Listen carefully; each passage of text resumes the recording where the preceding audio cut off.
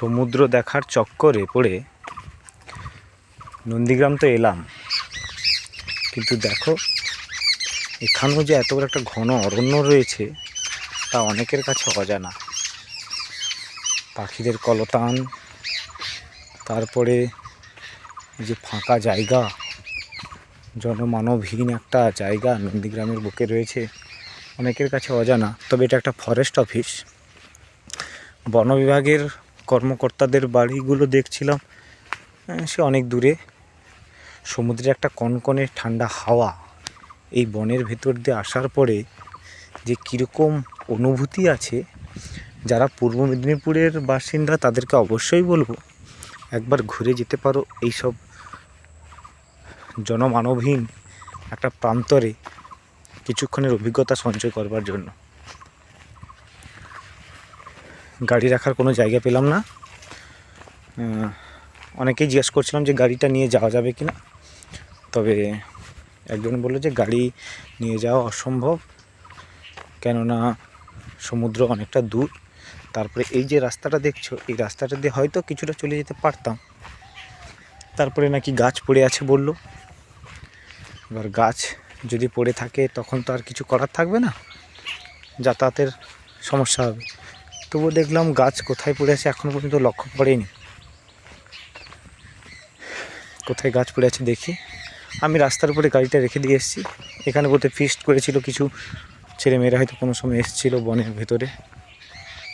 হ্যাঁ, ঠিকই বলেছে, ওই দেখতে পাচ্ছ গাছটা পড়ে আছে। এটাতে যাওয়া অসম্ভব হয়ে যেত, তাহলে আমাকে এলে এখানেই গাড়ি রাখতে হতো, তারপরে আবার হয়তো যেতে হতো।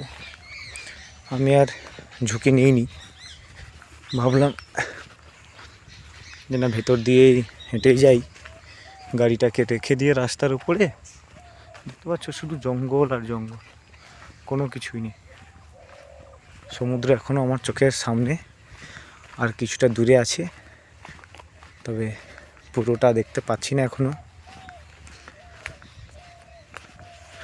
জঙ্গল জঙ্গল জঙ্গলে পরিপূর্ণ একটা জায়গা, তবে পুরো সমুদ্র দেখতে পাবো কিনা জানি না।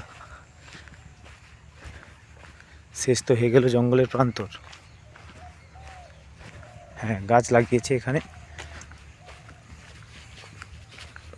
একটা ভয় ভয় ফিলও আছে, কার সামনে আর দুঃখের কথা বলি। দেখতে তো পাচ্ছ তোমরা, অন্ধকার একটা জনমানবহীন প্রান্ত। হ্যাঁ, পেয়েছি সমুদ্র। এই দেখতে পাচ্ছ তোমরা, এই সমুদ্রের বাউন্ডারি, আর এই বিশাল সমুদ্র। আর সমুদ্র হিমাচল, ওই জাহাজ যাচ্ছে। উফ, এই সৌন্দর্য সত্যি অপরূপ, মুগ্ধতা আনে। আর এই দেখছো কি জঙ্গল আর জঙ্গল। হ্যাঁ, দীঘার ফিলিংস এখানে পাবে না, তবে মাছ ধরছে তার নৌকো থেকে শুরু করে এই জঙ্গলটা দেখে নাও ভালো করে। একেবারে আমি যখন আসছিলাম সে কি ভয়ানক ঠান্ডা, কোনো বাড়ি নেই, ঘর নেই, কিছু নেই। আর এই সমুদ্রে পরিস্থিতি, এখানে যে পাথর দিয়ে রেখেছে, এলাকাকে ঘিরে ধরে রেখেছে। আর এই ছোট ছোট কী জাতীয় গাছ জানি না, ম্যানগ্রোভ জাতীয় গাছ তা লাগিয়েছে এখানে বন দপ্তরের কর্মকর্তারা। আর পুরোটা জুড়ে এই সমুদ্র আর সমুদ্র। তবে ওই প্রান্তে কিছু একটা দেখা যাচ্ছে, এখান থেকে আমি দেখছিলাম সাগর বোধহয় খুব কাছে, গঙ্গাসাগর খুবই কাছে। ওই জাহাজটা তোমাদেরকে দেখাতে পাচ্ছি না, দেখি তবু দেখাতে যায় কি না একটু জুমটুম করে, পুরোটা ঠিকঠাক আসছে কি না, যতটা পারছি দেখিয়ে দিচ্ছি। ওই সেখানে একটা জাহাজ, আরও একটা জাহাজ দেখা যাচ্ছে অনেক দূরে, আসছে কিনা জানি না তোমাদের চোখের সামনে।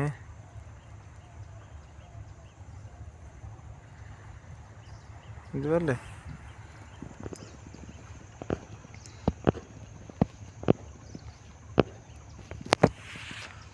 জাহাজটা কোন দিকে যাচ্ছে কি জানি। ওই সেখানে মাঝিরা মাছ ধরতেছে।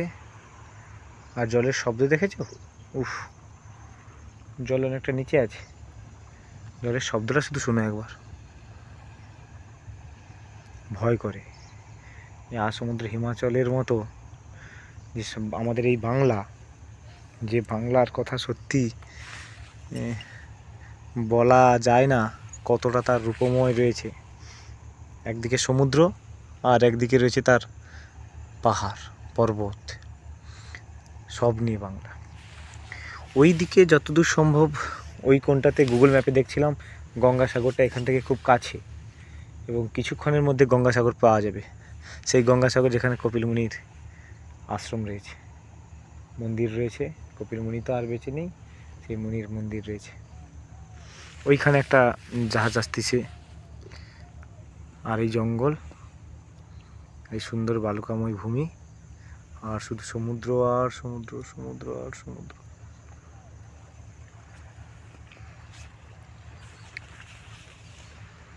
আর জঙ্গল।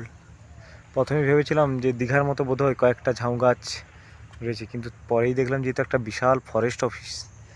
শুধু জঙ্গল জঙ্গল, একটা ঠান্ডা কনকনে হাওয়া শুধু গায়ে লাগে। আমি তো সেদিক একবারে সে প্রান্ত থেকে এলাম ঘুরে ঘুরে।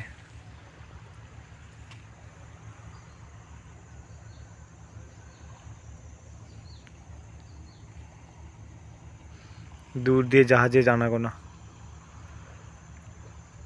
ওই একটা জাহাজ আসতেছে, দেখাবো কিছুক্ষণ আসুক, তারপরে দেখাচ্ছি। জঙ্গলের পথ ধরলাম, দেখি যদি অন্য কোথাও কোনো জায়গা দেখার পাই।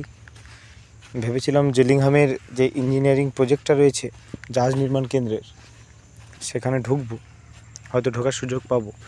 তবে সেই গেটটা তো লাগানো আছে দেখছিলাম আসার পথে, তো এই রাস্তাটা আমিও জানি না, গুগল ম্যাপ দেখে দেখে এলাম, আবার চলেও যাব। তবু আরেকবার চেষ্টা করব, যদি ঢোকার সুযোগ দেয় সেখানটার ভিডিওটা তোমাদেরকে দেখাবো। আর যদি না সুযোগ থাকে তার কিছু করার নেই, চলে যেতে হবে। দেখেছো এই একটা গাছ, দেখো গাছের গুঁড়িটা দেখেছো কীরকম, কত সমুদ্রের জিনিসপত্রগুলো সব এই গাছের শিকড়গুলোকে দেখো, শুধু শিকড়গুলো দেখো, সব ম্যানগ্রোভ জাতীয় গাছ। সমুদ্রের পার্কে ধরে রাখার জন্য এই গাছগুলোতে লাগানো। এই দেখো ঠেসমূলে ভর্তি, এই একটা বটবৃক্ষের গাছ, তার হচ্ছে ঠেসমূলে ভর্তি, ঝুড়ি নেমেছে, সেগুলো সব ঠেসের আকারে ধরে রেখেছে। এই একটা গাছ। এবার আমি জঙ্গলের ভেতরে আবার পুনরায় প্রবেশ করতেছি, আর জঙ্গলের ভেতর দিয়ে আবার বেরিয়ে যাব নিজের যাত্রাপথে। জাহাজের একটা শব্দ শোনা যাচ্ছিল, এলে হয়তো দেখাতাম, কিন্তু এত দূরে আছে তার শব্দটুকুই শুনতে পাচ্ছি। কখন পৌঁছাবে, কখন দেখাবো, এই জন্য আর দাঁড়ালাম না, চলে এলাম। যদি জাহাজ নির্মাণ কেন্দ্রের কাছকে যেতে পারি তাহলে তোমাদেরকে সেই ভিডিওটা দেখাবো অবশ্য, আর যদি না ঢোকার সুযোগ থাকে আর দেখার কিছু নেই। পাখিদের যে শব্দ তোমরা শুনতে পাচ্ছ কিনা জানি না, কত রকমের সাপ আছে, কত কি আছে কি জানি।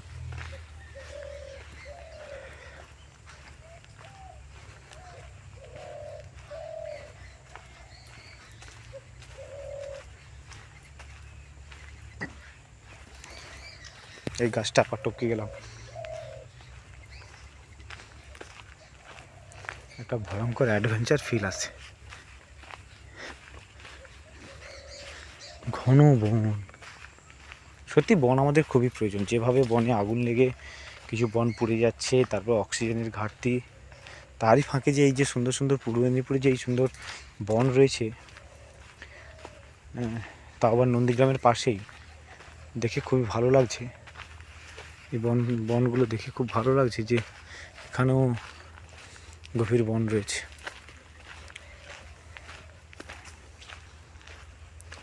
এই গাছটা বোধহয় ঠেসমূল দেখা যায়, কেয়া গাছ। কত কাঠ, যে গাছগুলোর বড় বড় হয়েছিল একটা সময় কেটে নিয়েছে, আবার কিছু কিছু গাছ অলরেডি নিজে থেকে ধ্বংস হয়ে গেছে।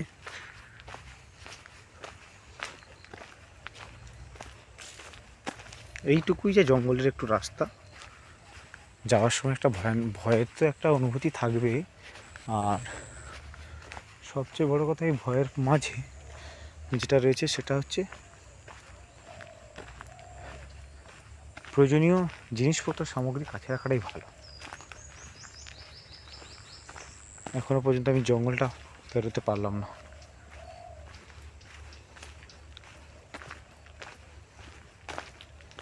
এবার অনেকের মনে হবে এই তো ছোট জঙ্গল, কিন্তু আসলে ছোট জঙ্গলটা বড় নয়। সমুদ্রের পাড়ে অবস্থান করেছে, যেটা সমুদ্রের মাটিকে ধরে রাখার চেষ্টা করেছে, সেই জঙ্গলটার কথাই আমি বলতে চাইছি। এই যে কত সুন্দর পাখির কলতান এখানে অবস্থান করছে। হ্যাঁ, চলে এসেছি মনে হচ্ছে কাছাকাছি, দেখছি, আশা করছি আবার পৌঁছে গেছি আমার গন্তব্যে।